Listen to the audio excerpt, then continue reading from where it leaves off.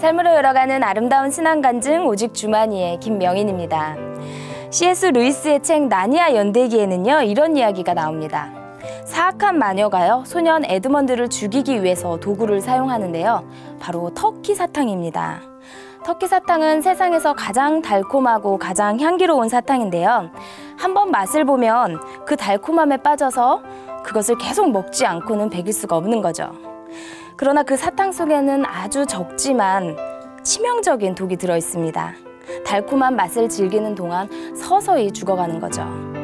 루이스가 말하는 터키 사탕은요, 바로 달콤한 죄입니다. 죄는 항상 달콤합니다. 하지만 그 종착역은 사망입니다. 사망의 길이 아닌 예수님을 만나 구원의 길로 나아오는 사람들을 만나는 시간이죠. 삶으로 열어가는 아름다운 신앙 간증 프로그램 오직 주만이. 오늘도 아름다운 믿음의 사람들이 준비하고 계십니다.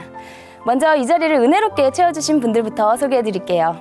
춘천 한마음교회 성도님들입니다. 반갑습니다.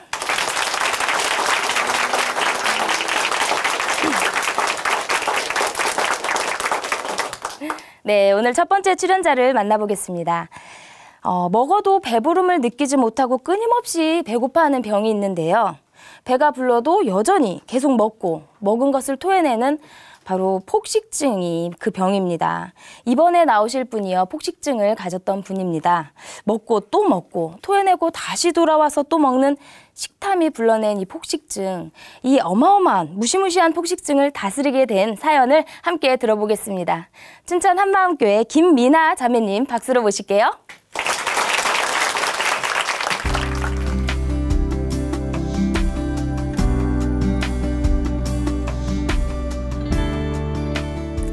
안녕하세요. 저는 춘천 한마음교회 김미나입니다.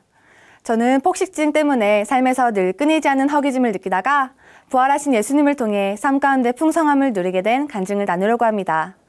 보통 사람들은 폭식증 하면 많이 먹는 사람으로 알고 계시는 경우가 많은데, 많이 먹는 것은 과식증이고, 폭식증은 배가 부른 상태에서도 배 부르다는 인식을 잘 하지 못해서 계속해서 먹고 토해내는 행동을 하는 것을 말합니다. 저는 식탐이 참 많았어요. 어느 정도였냐면요, 하루는 친구들과 고깃집에 갔는데 불판에 유독 노릇노릇해 보이는 고기가 있는 거예요. 그래서 저는 그 몇 개를 내 고기로 정해놨어요. 그런데 제가 잠깐 콜라를 먹은 사이에 누가 내 고기를 집어 먹은 거예요. 저는 순간 울컥해서 먹은 친구에게 내 고기 왜 먹어? 라고 말하며 상대에게 무안을 주기도 했어요. 이런 식탐은 고3이 되고 스튜어디스란 꿈을 갖게 되면서부터 점점 폭식증으로 이어지게 됐어요.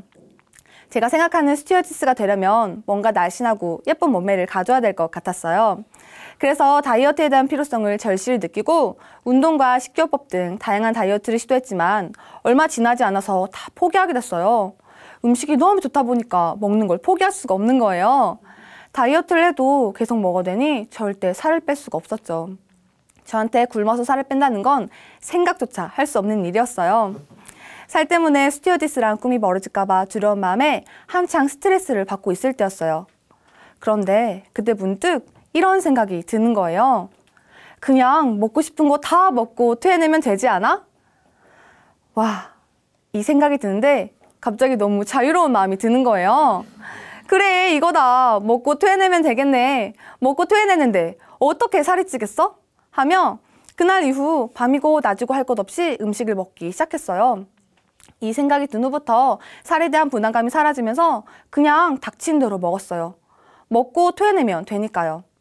저는 토해내고 싶을 때 늘 양치질을 하러 갔어요. 손으로 토해내면 뭔가 상쾌하지 못한 듯한 느낌이 들어서 양치질을 하다가 목구멍까지 칫솔을 밀어 넣어서 헛구역질을 유도했어요. 처음에는 속이 울렁울렁한 게 너무 소름이 끼쳤지만 토해내는 그 순간에는 내 속에 있는 모든 더러운 것들이 다 빠져나간 듯한 느낌이 들면서 더 그냥 다 나와버려라 하는 생각에 사로잡혀 안에 있는 내장까지 나오면 어쩌나 싶을 정도로 칫솔을 밀어 넣었어요. 제가 한 친구에게 이런 행동을 얘기했는데요. 그때 그 친구가 저를 말렸지만 저는 이렇게 해서라도 먹을 걸 마음껏 먹고 싶었기 때문에 그 친구의 말을 무시했었어요. 그런데 딱 한 가지 무시할 수 없던 얘기가 있었어요. 그건 바로 너처럼 음식에 욕심을 내서 먹고 손으로 토해내던 사람이 있었는데 나중엔 손으로 해도 안 나오니까 전깃줄을 밀어 넣었다더라 라는 얘기였어요. 저는 이 말을 듣는 순간 나도 나중에 저러면 어쩌나 하며 들어봤지만 난 아닐 거라 생각하면서 넘어갔었어요. 하지만 그 후 토해내러 갈 때마다 그 친구의 얘기가 생각나면서 전깃줄을 밀어넣고 있는 제 모습이 상상되니까 너무 무서웠어요. 그래도 먹을 게 더 좋으니까 이 행동을 멈출 수는 없었어요. 저는 늘 먹으면서도 토해낼 생각을 했고 토해내면서도 다음에 먹을 음식을 생각했어요. 토해내면 처음에는 뭔가 후련하면서 살로 가지 않았다는 안도감이 들었지만 곧장 허기짐이 몰려와서 또다시 음식을 먹었고 바로 양치질을 하러 갔어요. 평소에는 하루에 2~3번 정도만 그랬는데 주변에 스튜어디스를 꿈꾸는 친구들이 점점 늘어나면서부터 살에 대한 강박증이 커지며 하루에 12번도 더 토해내기 위해 화장실에 갔어요. 이미 보기에도 딱 마르고 날씬해 보이는 그 친구들은 만났다 하면 늘 다이어트에 대한 얘기를 했어요. 한 번은 친구들이 만나서 나 요즘 살쪄서 한 끼로 사과 하나만 먹잖아 라면서 사과 다이어트에 대한 얘기를 하는데 그걸 들은 저는 나도 저희들처럼 하지 않으면 스튜어디스가 될 수 없을 거야 라는 생각에 그 다음날부터 바로 사과 다이어트를 시작했지만 3일째 되던 날 점심에 다이어트를 포기하며 사과를 간식으로 먹게 되었습니다. 다시 마음을 다잡고 여러 번 다이어트를 시도했지만 작심삼일이란 말처럼 쉽지 않더라고요. 폭식증도 다시 시작됐고요. 계속된 실패로 저는 자존감도 점점 낮아졌어요. 아무리 먹고 토해내도 눈에 띄게 살이 빠지지 않으니까 늘 날씬한 친구들 사이에서 제 스스로를 부끄러워하고 남과 저를 비교하면서 나보다 더 날씬한 부분이 있으면 그걸 부러워하고 질투했어요. 이런 제 자신의 모습에 비참해하고 자괴감이 커지던 그때 저는 마침 치아 교정을 하게 됐어요. 주변에서 교정한 사람들이 교정을 하는 동안 이가 너무 아파서 못 먹다 보니 살이 많이 빠졌다는 얘기를 듣고 저는 엄청 좋아했어요. 교정을 하면 이가 아파서 못 먹다 보니 살이 빠져서 저절로 다이어트가 될 거라고 생각했거든요. 그런데 결과는 정반대였어요. 교정을 하면 못 먹는 음식이 많아질 거란 생각에 오히려 집착이 더 커졌고 나중에 치아 4개를 뽑고 교정기를 한 첫날 LA 갈비를 교정한 이빨로 뜯어먹기도 했어요. 두부를 씹는 것도 아픈 정도였는데 그냥 참고 먹었어요. 그러다가 교정 장치가 떨어져 나간 적도 여러 번 있었어요. 그런 저를 보면서 주변 친구들은 불그레 엘지녀라고 부르기도 했어요. 어느새 제 몸에는 위염, 위경련, 비염 등 각종 질환이 생기기 시작했어요. 위액이 역류해서 그런지 감기에 걸린 것처럼 목이 너무 쓰라리거나 하루 종일 배 운동을 한 것처럼 배가 너무 땡겨서 걷기 힘든 적도 여러 번 있었어요. 하도 토해내니 턱 관절염도 생겼어요. 제가 평소에 노래 부르는 걸 좋아했는데 위액 때문에 목이 상할 걸 알면서도 이 행동을 멈출 수가 없더라고요. 아파서 자주 병원에 가도 왜 아픈지 아니까 늘 약만 받아왔어요. 그 누가 되었던 간에 폭식증인 걸 들키고 싶지 않았으니까요. 저는 폭식증이 최고조일 때 친한 친구를 만나서 복음을 듣고 작은 교회 나가고 있었어요. 그때 저는 음식을 먹고 난 뒤에 찾아오는 당연한 배부름이 너무 소름 끼치게 싫어지면서 귤 하나만 먹어도 토해내는 지경에 이르러 있었어요. 귤에 있는 당분이 다 살로 갈까 봐요. 아무리 먹어도 계속 배가 고파서 미칠 것 같았어요. 어느 순간 저를 보니 먹는 것도 토해내는 것도 제 의지와는 상관없이 하고 있더라고요. 그렇게 지내던 어느 날 저는 작은 교회 회식으로 뷔페에 가게 됐어요. 가자마자 이리저리 돌아다니면서 음식을 수북히 담아서 먹기 시작했어요. 그렇게 한참을 먹다가 새우버거가 있길래 하나를 먹었는데 너무 맛있는 거예요. 저는 바로 가서 4개를 더 가져와서 먹어댔죠. 그런데 그런 저를 보고 작은 교회 사람들이 깜짝 놀라는 거예요. 우리는 하나만 먹어도 배가 부른데 어떻게 그걸 5개나 먹냐고요. 그날 제가 5접시를 먹고 햄버거 5개도 먹고 친구들이 남긴 음식도 먹었거든요. 어차피 집에 가서 토해낼 거란 생각에 그냥 욕심껏 먹었어요. 저는 배가 터질 것 같고 목구멍에 음식이 차오르도록 먹었는데 또 배가 고픈 거예요.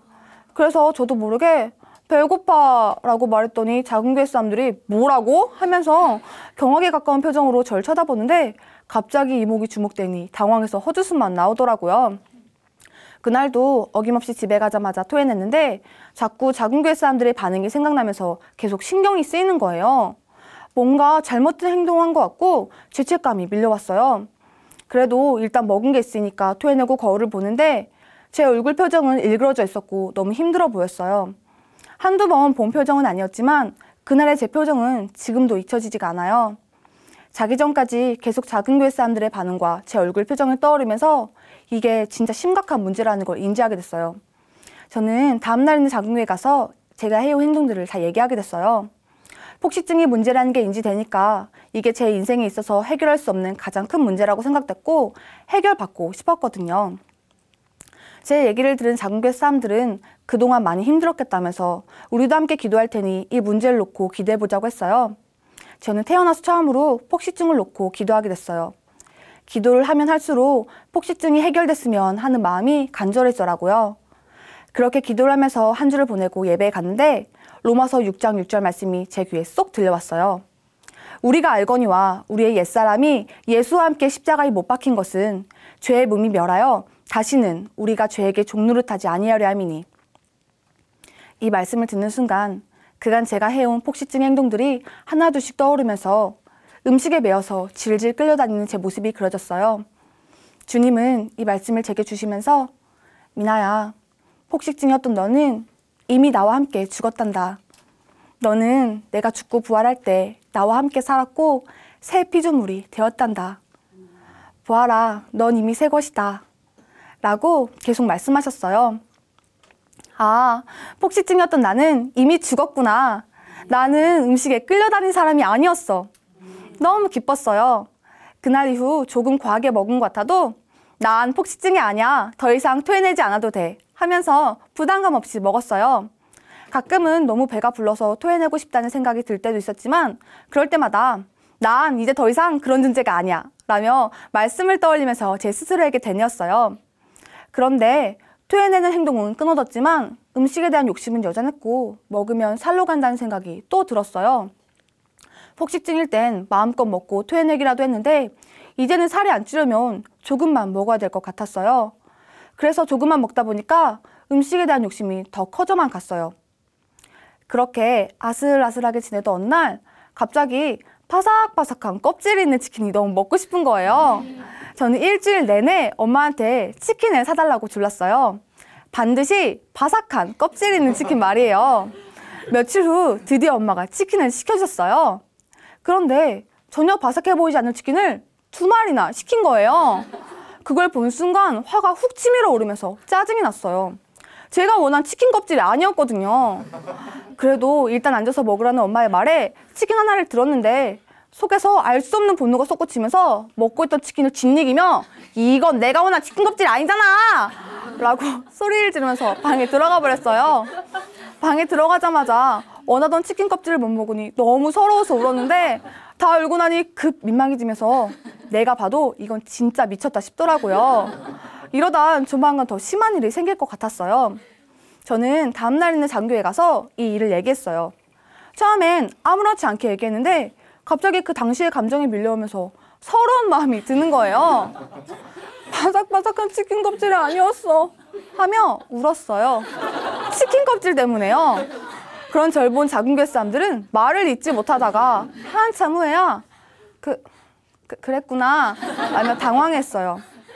친구들은 저에게 복음으로 모든 문제가 이미 해결됐다고 했어요. 그런데 저는 이 말에 쉽게 아멘이 안 되는 거예요. 저를 보니 여전히 음식에 욕심을 내고 먹고 싶은 걸 못 먹으면 분을 내고 있었거든요.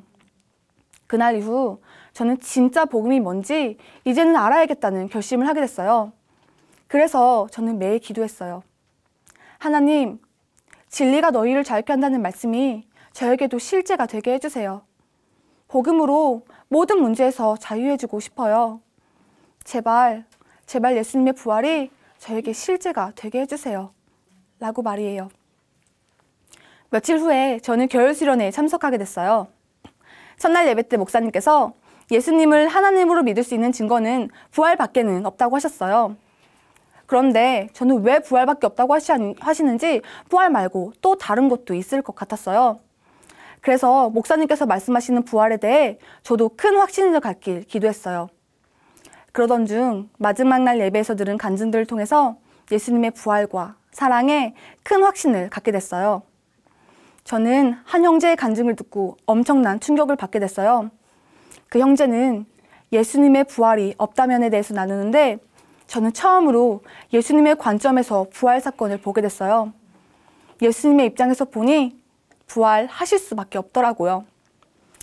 예수님의 부활이 없으면 너희의 믿음도 헛되고 너희가 여전히 죄 가운데 있을 것이란 말씀과 함께 예수님의 부활이 없다면 영원한 속죄는 사라지고, 예수님의 부활이 없다면 영원한 생명도, 영원한 사랑도, 영원한 나라도, 영원한 하나님도 믿을 수 없다는 거예요. 그 순간 왜 목사님이 부활 받겠는을 얘기하셨는지가 알아졌어요. 이 세상 그 누구도 자신의 처음과 끝을 알고 있고 삶 전체가 예언되어 있던 사람은 없잖아요. 그런데 딱 한 사람이 있는 거예요. 예수님 말이에요.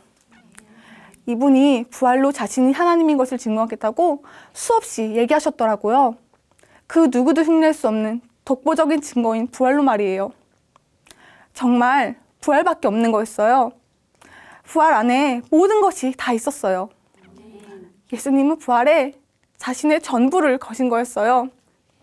그 순간 예수님의 부활이 저에게 실제가 됐어요.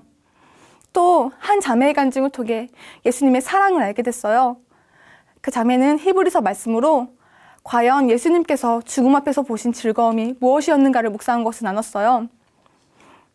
예수님은 자신의 죽고 부활하심으로 우리의 주인이 되어줄 수 있다는 즐거움을 보셨고, 한평생 죽음을 두려워하면서 마귀의 종로를 타는 우리를 자유롭게 해줄 수 있다는 즐거움을 보셨고, 우리에게 영원한 생명과 영원한 사랑과 예수님 안에 있는 모든 것을 줄 수 있다는 큰 기쁨을 보셨던 거였어요. 그래서 십자가의 고통도 부끄러움도 전혀 상관이 없었던 거죠. 간증들을 듣는데 예수님의 본심이 보였어요. 십자가의 고통을 기쁘게 참으실 정도로 나를 사랑하셨구나. 죽고 부활하셔야만 나에게 영원한 것을 주실 수 있고 나를 예수님과 연합된 존재로 만들 수 있으셔서 그 모진 고통을 다 참아내셨구나 하는 생각에 예수님의 사랑이 저에게 그대로 부어졌어요. 그제서야 저의 악랄한 중심을 보게 됐어요. 저는 예수님을 단순히 제 문제를 해결해 주시는 도구로만 생각했고 예수님의 본심은 안중에도 없었더라고요. 분명히 예수님은 미나야, 내가 너에게 말한 새 피조물은 더 이상 너를 위해 산 자가 아니라 너를 대신해서 죽고 부활한 나를 위해 사는 자다. 내가 너의 주인이다. 회개하라 하시는데 저는 이미 회개했다고 생각했거든요. 기도도 하고 말씀도 붙잡았으니까요. 그런데 진짜 새 사람은 예수님이 주인인 사람이었어요. 나를 위해 사는 것이 아니라 주를 위해 사는 존재 말이에요. 하지만 저는 제가 원하는 새 사람을 만들어 놓고 예수님께 왜 이렇게 해주시지 않냐고 요구하고 있던 거였어요. 예수님이 부활하셔서 믿는 사람이든 안 믿는 사람이든 이미 모든 사람의 주인이신데 내가 이걸 믿지 않고 있었구나. 내가 주인 되어 내 맘대로 사니까 힘들 수밖에 없었구나. 내가 힘들었던 건 폭식증 때문도 식탐 때문도 아니었어요. 그건 바로 내가 주인 되어 산 것 때문이었어요. 폭식증을 해결해 주셨어도 근원적인 죄를 회개하지 않으니 계속 힘들었던 거죠. 폭식증이 해결돼도 마음의 주인이 안 바뀌면 더한 일도 충분히 일어날 수 있던 거였어요. 저는 그제야 진정한 회개를 하고 예수님을 마음의 주인으로 모셔드렸습니다. 회개 후 저는 진짜 새 사람을 누릴 수 있게 됐어요. 예수님을 주인으로 모셔드리니까 하루하루가 너무 신바람이 나더라고요. 이제 더 이상 저를 위해 살지 않고 주를 위해 살고 싶어졌어요. 항상 먹는 것에 아낌없이 투자하던 돈도 이제는 영혼을 만나서 복음을 전할 때 기쁨으로 쓰고 있어요. 껍질 없는 치킨도 먹고요. 진리가 너희를 자유케 한다는 말씀이 저에게 실제가 되니까 이걸 혼자만 누릴 수가 없는 거예요. 그래서 저는 그 즉시 폭식증뿐만 아니라 삶의 모든 문제를 해결한 이 복음을 전할 수밖에 없더라고요. 저는 바로 가는 곳곳마다 제 간증을 하면서 복음을 전하고 있어요. 제 간증을 들으면서 놀라거나 또 많이 공감하는 사람들이 있더라고요. 저같이 작은 자를 사람을 살리는 사명자로 불려주셔서 너무 감사해요. 저는 예전에 먹는 순간이 가장 살아있는 것 같았어요. 그런데 이제는 복음을 전하고 이 복음으로 많은 사람들이 예수님께 돌아올 때 제가 살아있음을 느낍니다. 폭식증이었던 저는 예수님을 만나지 못했다면 죽을 때까지 먹고 토해내다가 몸이 망가지고 끝없는 허기짐에 발버둥 치다가 죽었을 거예요. 하지만 예수님의 부활로 나의 진짜 신분, 새 피조물의 삶이 너무나 확실하니까 어떤 상황이 와도 절대 흔들리지 않아요. 이제는 예수님께서 약속하신 모든 말씀에 아멘하여 영광 돌리는 것이 마땅한 자가 되었습니다. 부활을 통해서 기쁘고 풍성한 삶을 누리게 하신 예수님 사랑합니다. 감사합니다.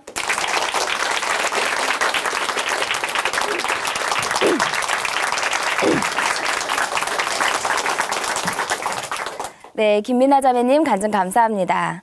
믿음의 주요 또 온전하게 하시는 이인 예수를 바라보자. 그는 그 앞에 있는 기쁨을 위하여 십자가를 참으사 부끄러움을 개의치 아니하시더니 하나님 보좌 우편에 앉으셨느니라. 히브리서 12장 2절 말씀입니다. 네, 우리를 위해 십자가 고난을 당하시고 또 부활하셔서 우리를 온전케 하시니 오직 예수님으로 인해 우리의 문제가 해결되고 또 온전한 믿음의 길로 나아갈 수 있음을 깨닫게 됩니다. 놀라운 하나님 온전케 하시는 예수님께 영광의 박수 올려드리겠습니다.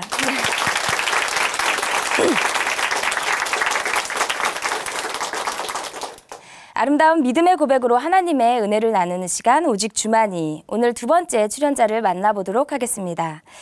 중고등부 시절 열심히 신앙생활을 하다가요, 대학에 가고 사회생활을 시작하면서 신앙을 잃고 방황하는 분들이 종종 있는데요. 이번에 나오실 분도 그랬습니다. 어릴 적부터 아주 열심히였던 분인데요. 진학에 실패하고 뜻대로 인도해 주시지 않는다고 하나님한테 대들기 시작했는데요.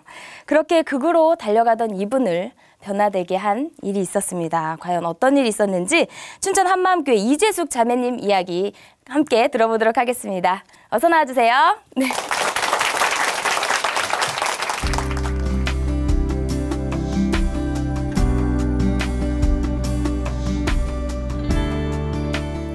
안녕하세요. 춘천 한마음교회 이재숙입니다. 저는 신앙생활에 아주 열심을 내었던 열정녀였어요. 그런데 주를 위해서 세운 계획이 내 뜻대로 되지 않자 신앙이 무너져 내리더라고요. 그랬던 제가 부활하신 예수님을 만나 무너진 신앙을 회복하고 이제는 내 뜻대로가 아니라 주님의 뜻대로 살게 된 은혜를 나누려고 합니다. 저는 3남 1녀의 막내딸로 태어나 아빠의 이쁨을 받으며 자랐는데요. 초등학교 5학년 때 아빠가 돌아가신 후로 찬밥 신세가 되었어요. 엄마는 고아였던 사촌들까지 키우셔야 했기 때문에 나가서 일을 하셔야만 했고요. 사촌 여동생과 저는 엄한 친할머니 밑에서 보통 우리 세대의 초등학생들이 하지 않은 일을 하며 자랐습니다. 그 시절 우리 집은 나무를 떼며 살았는데요. 땔감을 구하러 산에 자주 가야만 했어요. 할머니께서 마르솔잎을 긁어서 쌀푸대에 가득 담아주시면 제 몸에 4배가 넘는 쌀푸대를 노끈을 이용해 책가방처럼 메고 오곤 했어요. 우리에게 빨래도 시키셨던 할머니께서는 추운 겨울에도 물새 나간다며 동네 샘에 가서 빨래 오라고 하셨어요. 이런 할머니께서는 엄마에게도 시집살이를 엄청 시키셨는데요. 엄마가 식당에서 늦게 오실 때마다 대문 밖에서 담배를 계속 피시면서 기다리고 계시다가 엄마가 오시면 뭐 하다 이제 왔냐? 의심하시며 막 욕을 퍼붓곤 하셨어요. 그때마다 엄마는 어머님, 식당이 바빠서 늦게 왔는데 그렇게 말씀하시면 어떡해요 하셨지만 대들지는 않으셨고 남몰래 우시곤 하셨어요. 아침 일찍부터 밤늦게까지 식당 다니시면서 버시는 돈으로 우리 사남매와 사촌 이남매를 같이 키우시는 착한 우리 엄마의 마음을 조금도 알아주지 않은 채 무섭고 매정하신 할머니가 참 뺑덕할멈 같다고 생각을 했어요. 제가 이런 환경 속에서도 나쁜 길로 가지 않았던 것은 예수님에 대한 사랑 때문이었어요. 저는 주일학교 때 십자가 사랑에 뿅 가버리게 됐거든요. 하나님이 날 위해 죽으셨다니 생각할수록 감격이었어요. 날마다 하늘을 쳐다보며 예수님 사랑해요 라고 고백하며 좋아서 실실 웃곤 했고요. 주기철 목사님과 스테반 집사님을 롤모델로 삼으며 날 위해 죽으신 예수님을 위해 나도 이 한 목숨 바치리라 헌신을 결단했어요. 그래서 저는 종종 제가 못 일을 걷는 것과 돌 맞는 것을 상상해보곤 했습니다. 저는 부모님이 교회 안 다니셨는데도 열정적으로 어른들을 따라 금식기도원이며 부흥집회도 쫓아다녔어요. 심지어는 어른들 구역 예배까지 다닐 정도로 예배를 정말 사모했어요. 중학교 땐 교회를 경도묘지 지나서 가야 했는데 저녁 예배도 드리고 싶어서 혼자서 찬양을 부르며 막 달려가곤 했고요. 고등학교 땐 점심, 저녁 시간마다 밥을 재빨리 먹고 학교 근처에 있는 교회로 기도를 하러 갔어요. 빨리 가는 지름길로 운동장 개구멍을 이용하기도 했고 학교 담장을 넘기도 했어요. 그러다 교복 치마가 담장에 걸려서 쫙 찢어진 적도 있었어요. 고3 말에는 학교 앞 교회 전도사님의 허락으로 교회 쪽방에서 친구랑 같이 살게 되었는데요. 둘이 누우면 딱인 작은 쪽방에다 난방도 안 되는 곳이라 난로 하나를 의지해 겨울을 보내야 했지만 제겐 천국이 따로 없었어요. 아예 교회에서 살다니 너무 행복하더라고요. 그리고 저는 하나님이 창조하신 아름다운 자연을 오염시키기 싫어서 고등학교 때까지 긴 머리를 비누로 감았어요. 빗이 뻣뻣한 머리카락에 걸려서 부러져도 절대 샴푸를 쓰지 않았어요. 고등학교 시절에는요, 반에 한 친구가 갑자기 헛것을 보고 이상한 소리를 듣는 등 귀신 들린 것 같은 거예요. 성경을 보면 예수님께서 귀신을 많이 쫓아내셨잖아요. 그래서 저는 그 친구를 데리고 학교 앞 교회에 가서 예수님의 이름으로 명하노니 더러운 귀신들은 떠나가라! 떠나가라! 하면서 귀신을 쫓는 기도를 했지만 친구는 나아지지 않았고 결국 정신병원으로 보내졌어요. 그렇지만 이건 약으로 고칠 수 있는 병이 아닌데 하며 그 친구를 위해 끝까지 기도를 했어요.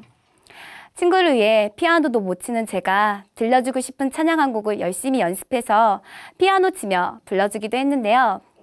왜 슬퍼하느냐, 왜 걱정하느냐 이런 찬양이었어요. 친구가 힘들어하는 게 참 마음이 아팠거든요. 저는 특히 전도에 대한 열정이 뜨거웠는데요. 누가 저에게 나쁜 짓을 해도 하나님, 저 영혼이 예수님을 믿지 않아 나쁜 짓을 한 것이니 용서해 주시고 저 영혼을 꼭 살려주세요. 이렇게 기도를 했어요. 고등학교 때 시도 때도 가리지 않고 쉬는 시간, 점심시간, 저녁시간, 심지어는 야자 시간에도 친구를 데리고 몰래 운동장에 나와 어두컴컴한 곳에서 모기에 뜯겨가며 전도를 했어요. 그런데 고3 때 학교에서 주일에도 자율학습을 시키니까 교회를 다니던 친구들이 주의를 지키지 않는 거예요. 공부 때문에 예수님을 배신하는 것 같아서 열도 받고 오기가 생기더라고요. 예수님 믿는다고 공부하는 것에 방해되는 거 아닌데 두고 봐라. 내가 좋은 대학 들어가서 보여주리라. 반드시 대학은 인서울 명문대로를 외쳤습니다. 하나님께서 도와주시면 충분히 갈 수 있다고 생각했어요. 그런데 수능을 망친 거예요. 하지만 하나님께서 저를 단련하여 강하게 하시려는 것 같아서 감사로 받았어요. 재수를 하면서도 새벽 예배부터 주일 저녁 예배까지 예배란 예배는 온통 다 사수하면서 열심히 공부를 했었는데요. 주를 위해서 세운 제 기대와는 다르게 수능을 또 망친 거예요. 이때는 친구들의 조롱소리가 귓가에 막 들리는 듯 했어요. 예수님이 도와주긴 뭘 도와줘, 웃기네 하며 비웃는 것 같더라고요. 공부 때문에 주를 떠난 친구들 앞에 멋진 모습을 보여줘야 하는데 아니 도리어 나를 쭈그러들게 만드시다니 친구들 앞에 자신이 없어졌고 전도를 할 수가 없었어요. 이때부터 마음의 방황이 시작되었습니다. 서울에 있는 대학에 입학했지만 제가 생각한 명문대가 아니었기에 마음에 차질 않았어요. 여기다 이성 문제까지 겹치게 되었는데요. 남자를 별로 좋아하지 않았던 저의 마음의 문을 처음으로 열어준 친구가 있었어요. 저는 이 친구랑 결혼해서 함께 선교 나가게 해달라고 아주 간절히 기도를 했어요. 그런데 우리는 서로 좋아했는데도 모든 게 꼬이면서 잘 되지 않았어요. 안 그래도 대학 문제로 힘든데 이성 문제까지 겹치자 그간 버티고 있던 힘이 그대로 무너져 내렸어요. 저는 재수 시절 어떤 집사님이 돈이 없어 장기 팔아 건축 헌금했다는 부흥 강사 말을 듣고 저도 정말 장기를 팔고 싶은 심정으로 20년 동안 모은 돈 전부를 등록하지도 않은 교회에다 건축 헌금으로 드렸었는데요. 그런데요, 한계에 부딪히니까 주를 사랑해서 했던 모든 것들이 내 의가 되어 하나님을 원망하는 끔찍한 무기가 돼버렸습니다. 하나님, 내가 이렇게까지 했는데 어떻게 나한테 이러실 수 있어요? 하면서 하나씩 하나씩 꺼내 하나님께 돌을 집어던지며 원망을 했어요. 난 너무 힘든데 하나님이 몰라주는 것 같았어요. 이런 하나님께 대드는 마음으로 내가 얼마나 힘들어하는지 보시라며 술을 먹어보기도 했어요. 한 번은 알바생들과 같이 먹었던 적이 있었는데요. 원래 술을 안 마시던 제가 죽어라 마시니까 걱정이 됐었나 봐요. 글쎄 제가 화장실을 갔다 온 사이에 소주병에 물을 담아놓고 저한테는 물을 따라준 거예요. 술맛이 왜 물맛 같지? 하니까 원래 술을 많이 마시면 물맛같이 느껴지는 거야 하더라고요. 와 신기하다 했어요. 그런데 나중에 속은 걸 알고 다시 소주를 끝장날 때까지 마셨어요. 그리고 방황할 때 아니면 언제 세상을 즐겨볼까 싶어 방황을 무기 삼아 나이트를 가봤는데요. 너무 재밌는 거예요. 신앙생활한 친구가 마음이 불편하다고 하길래 야, 우린 춤만 추다 온 거니까 하나님이 이해해 주실 거야 하며 또 가자고 꼬시기도 했어요. 열심히 믿다가 대학을 가면 세상으로 빠지는 선배들이 참 실망스러웠는데 어느새 제가 이런 사람이 되어 있었어요. 이렇게 망가져버린 신앙을 회복하고 싶었지만 잘 되진 않더라고요. 방언을 받으면 하나님과의 관계가 회복될까 싶어 은사 집회 때 앞으로 뛰쳐나가 몸부림치며 기도를 했어요. 그 결과 방언을 받았는데요. 며칠은 신기하고 좋았지만 방언으로도 막힌 하나님과의 관계가 뚫려지지는 않는 거예요. 그렇게 좋았던 예수님이었건만 그분과 나 사이에는 뿌연 안개가 낀 것 같았어요. 저는 주일학교 때부터 간직하고 있었던 예수님 사랑해요 가 적힌 십자가 나무 목걸이를 붙들고 하나님 저를 버리신 건가요? 저 너무 힘들어요. 막 울부짖곤 했어요. 그러던 중에 올케 언니의 친척 동생인 한마음교회 자매님을 만나게 되었는데요. 예수님에 대해 아냐고 묻길래 안다고 했죠. 그리고 부활에 대해 얘기를 하는데 내가 다 아는 얘기고 새롭게 다가오는 것은 없었어요. 그 며칠 뒤 말씀을 보는데 바리새인 서기관들이 예수님을 쫓아다니며 죽이려고 하는 것을 보고 제 마음이 너무 답답한 거예요. 아니, 저들이 구약의 예언을 잘 알고 있을 텐데 예언대로 오신 예수님을 왜 몰라보고 자꾸 죽이려고 하는 거야? 이러고 있는데 그때 갑자기 제 마음 가운데 이런 음성이 들리는 거예요. 재수가 네가 지금 나를 안다 함은 저들과 다를 게 없다. 이게 무슨 소린가 깜짝 놀랐어요. 그러면서 며칠 전 예수님에 대해 아세요? 라는 질문에 예, 알아요 했던 것이 오버랩 되었고 3년 넘게 방황한 것이 생각이 나는 거예요. 두렵고 떨렸어요. 내가 예수님을 제대로 알았더라면 그렇게 3년 넘게 방황을 했을까? 어쩌면 나도 열심히 신앙생활했지만 예수님이 누구신지 몰랐던 저들처럼 예수님을 모르고 있는 것 아닐까? 이런 생각과 함께 갑자기 지옥의 공포가 임했어요.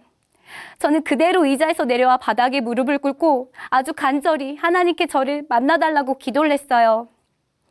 그리고 올케 언니를 통해 한마음교회에 나가게 되었습니다. 작은 교회에 참석하게 된 첫날 들어가자마자 깜짝 놀랐는데요.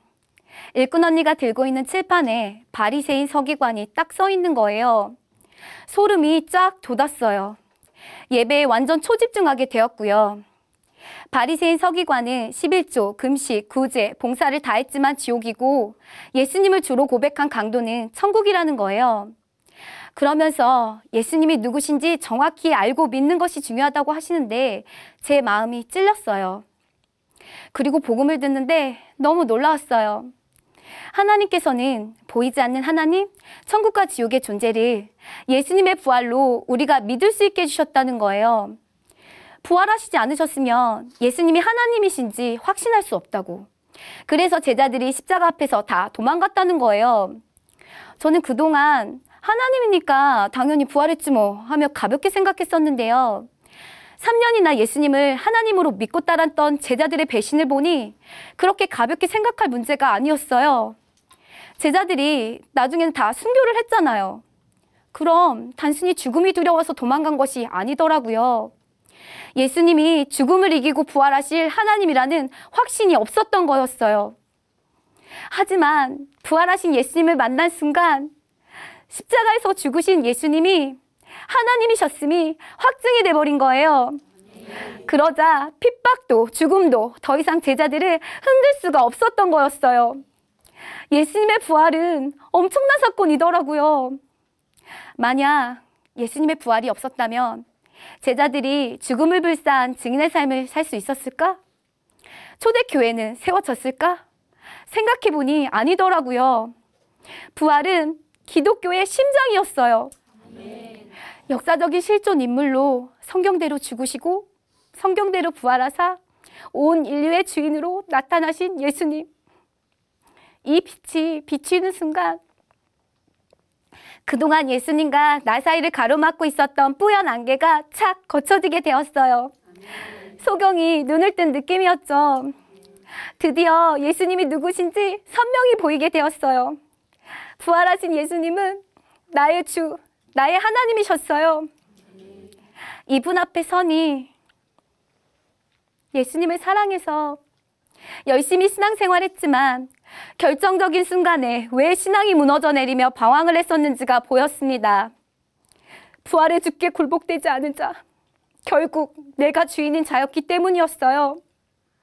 주를 위해서 뭔가 하려고 온갖 열정을 냈지만 하나님의 뜻에 굴복해서 순종하기보다는 내가 주인되어 앞장서서 계획하고 내 뜻대로 되지 않자 하나님을 원망하며 방황했던 거였어요.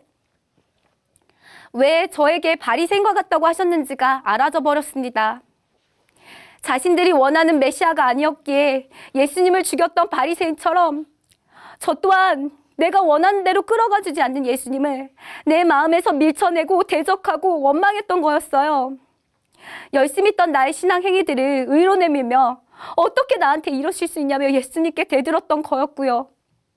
더 나아가 내가 이렇게 힘들어하는데, 내가 이렇게 방황하는데 날 이대로 내버려 두실 거냐고, 왜 가만히 계시냐고, 어디 누가 한번 이기는지 두고 보자는 심보로 더 막 나갔던 것이 비춰지니 제가 하나님과 비기려 했던 마귀보다 더 악랄한 자였음이 보였어요. 어찌할꼬 저는 예수님을 죽인 자였습니다. 그대로 고꾸라져서 예수 믿지 않은 죄, 내가 주인 되어 산 죄를 오열하며 회개하였어요. 그리고 부활하신 예수님을 나의 참 주인으로 온전히 모시게 되었습니다. 이렇게 예수님께 굴복된 후로부터는 저는 달라지게 되었어요. 무엇이든 내 뜻대로 되지 않아도 방황하지 않아요. 끈질기게 복음을 전했더니 절친이 3년 넘게 인연을 끊어도 하루아침에 갑자기 직장에서 잘려도 예수는 나의 주, 절대 주권, 항상 기뻐하라, 범사에 감사하라, 아멘. 이 말씀이면 끝이 나요. 예수님이 나의 주인이신 것이 모든 문제에서 자유케 해주어요. 부활의 복음을 붙들자 저는 즉시로 뛰쳐나가 뜨겁게 복음을 전하게 되었는데요. 하나님이 주신 증거는 오직 부활이지 내가 잘되고 못되고가 증거가 아니니까 더 이상 내 상황과 처지는 중요하지 않게 되었어요.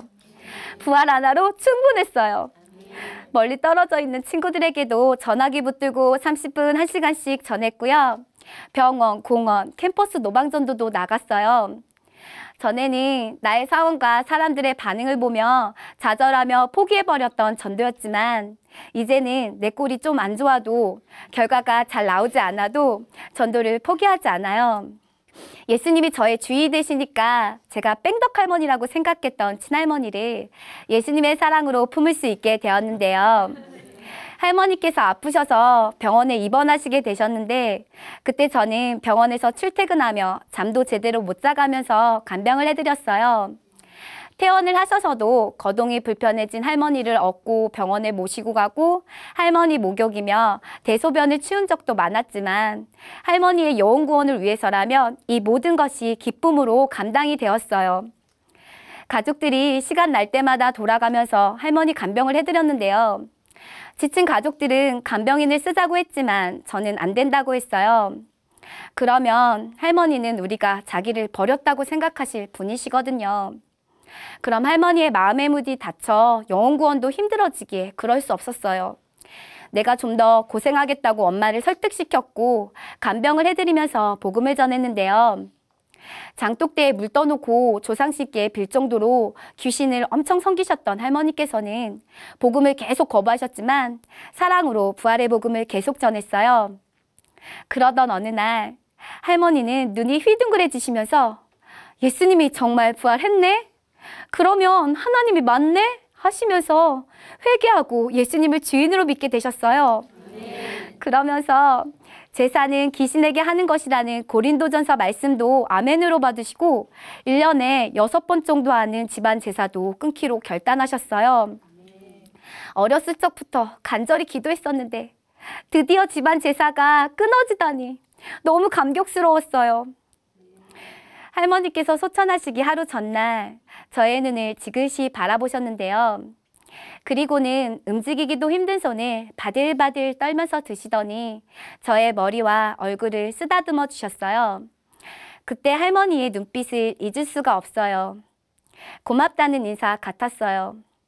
제가 할머니의 병든 몸을 섬긴 것보다 복음을 전해주어 영혼을 살려준 것을 고마우셨던 것 같아요. 저는 가끔 할머니의 그때 그 눈빛이 떠오르곤 하는데요. 그때마다 울컥 눈물이 터져 나와요. 살려줘서 고마워. 복음을 전해줘서 고마워. 했던 할머니 그 눈빛과 나도 살려줘 하며 죽어있는 영혼들이 고통 가운데 절규하는 눈빛이 오버랩이 되기 때문이에요. 그때마다 주님, 이 땅의 모든 영혼들이 부활의 주를 만나 생명을 얻고 눌리고 포로된 데서 자유케 되었으면 좋겠어요. 성령의 권능으로 부활을 전하게 해주세요. 기도하며 울부짖곤 해요. 저는 남은 인생 온천하보다 귀한 영혼을 살리는 일에 올인할 것입니다. 굴복되지 않은 열정야에서 절대주권에 굴복하는 하나님의 사람으로 세워주신 예수님께 모든 영광을 올려드립니다. 감사합니다.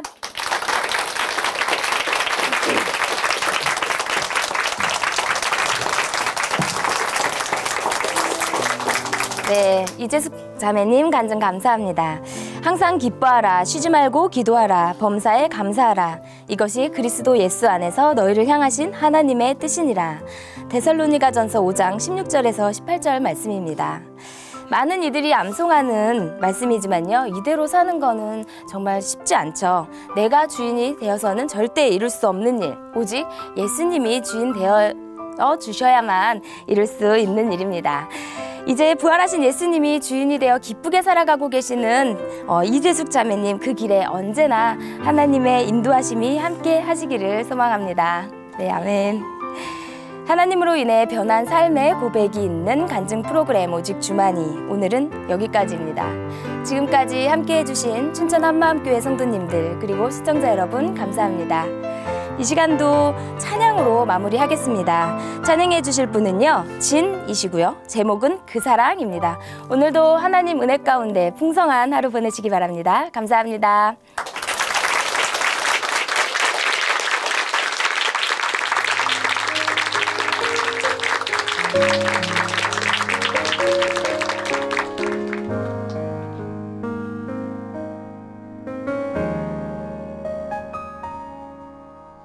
아버지 사랑 내가 노래해, 아버지 은혜 내가 노래해.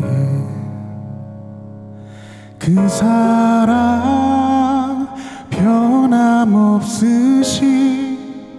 거짓 없으신, 성실하신 그 사랑. 상한 갈 때 꺾지 않으시는, 꺼져가는 등불 끄지 않는 그 사랑 변함없으신, 거짓 없으신, 성실하신 그 사랑. 사랑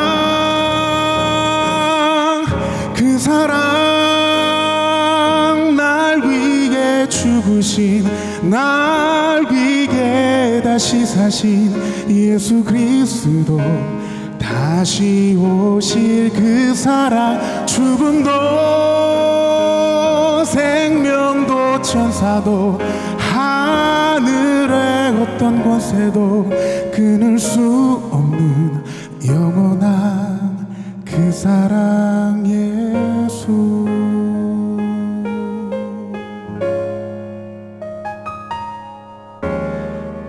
아버지 사랑 내가 노래해 아버지 은혜